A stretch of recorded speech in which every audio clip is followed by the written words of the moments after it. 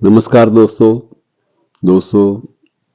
अप्रैल का जो पहला सप्ताह है, यह देश में एक व्यवस्था के जन्मदिन से जुड़ा हुआ है। और ये व्यवस्था क्या है जिसको हम लोग धीरे धीरे भूल भी चले हैं। थोड़ा सा लगता है कई बार अप्रासंगिक भी हो चली है, इररिलेवेंट हो गई है। ये व्यवस्था है डाक की व्यवस्था। डाकघर एक बड़ा महत्वपूर्ण शब्द रहा है हमारी जिंदगी का।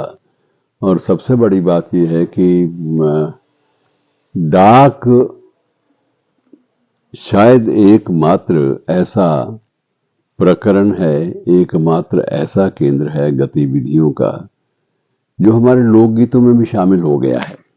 और फिल्मी गीतों में भी बहुत सारे उल्लेख आपको मिल जाएंगे, डाकिया डाक लाया।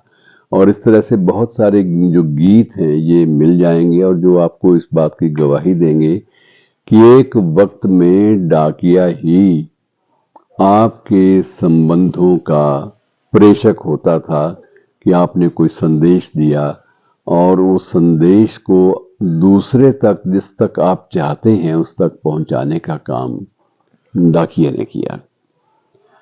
भारत जब आजाद हुआ तो उस समय हमारे देश में लगभग 23,000 डाकघर थे, पोस्ट ऑफिस थे। 23,000 सिर्फ, इतने बड़े देश में।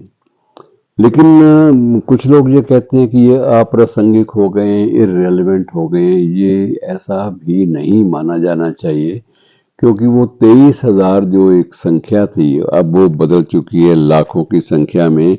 और इस वक्त 1.5 लाख डाकघर, पोस्ट ऑफिसेज हमारे अपने देश में हैं।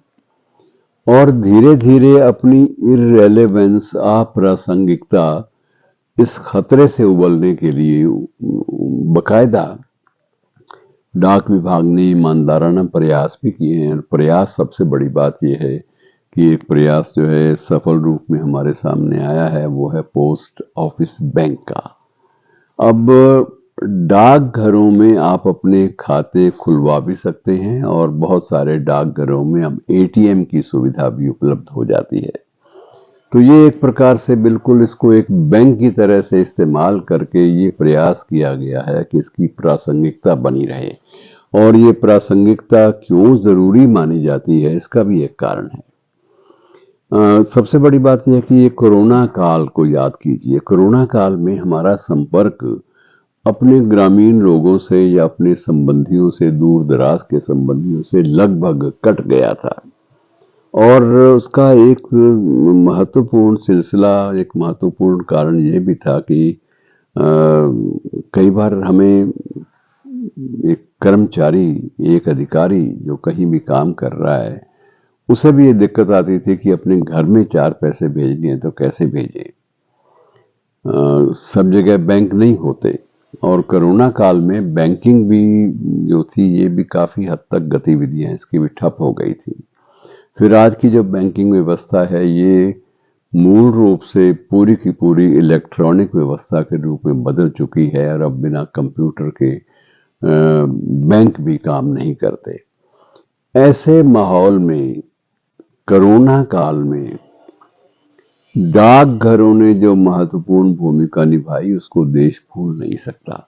आप विश्वास करिए कि जब हमारे देश में कोरोना पूरे पीक पर था और कोरोना कर्फ्यू के नाम से एक नया मुहावरा जो है वो आरंभ हो गया था, उस काल में भी 1,000 करोड़, 1,000 करोड़, 1,000 करोड़ रुपए का आदान प्रदान डाकघर के माध्यम से हुआ।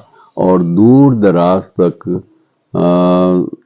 भेजे गए पैसे, भेजा गया धन, वो बकायदा नियमित रूप से डिलीवर होता रहा। और डाकिया कितना महत्वपूर्ण है कि डाकिया एक वक्त ऐसा भी था जब डाकिया हमारी जिंदगी का एक हिस्सा बन गया था। और विशेष रूप से छोटे कस्बों में और गांव में इतना ज्यादा उसको महत्व दिया जाता था कि डाकिया जब आया है तो कोई अच्छी खबर जरूर लाया होगा, या मनी ऑर्डर लाया होगा, या कोई अच्छा संदेश लाया होगा। और संदेश उन लोगों से लाया होगा जो लोग बहुत दूर दराज तक बैठे हैं, मसलन सरहद के बिल्कुल ऊपर तैनात फौजी, वो भी अपना संदेश अपने घर वालों को डाक के माध्यम से ही भेजते थे। और इसी में डाक में एक सेवा होती थी 56 APO, आर्मी पोस्ट ऑफिस। तो ये अलग अलग तरीके से डाक का सिलसिला चलता रहा है। फिर RMS रेलवे में भी इसका दखल रहा है, रेलवे मेल सर्विस के माध्यम से। तो बहुत सारे इसके स्वरूप रहे हैं और बड़े दिलचस्प रहे हैं स्वरूप। कुछ एक उनके बारे में फिर कभी बात करेंगे। फिलहाल इनको याद कर लेना इनके जन्म दिवस पर, वो बड़ा ज़रूरी लगता है। शुक्रिया।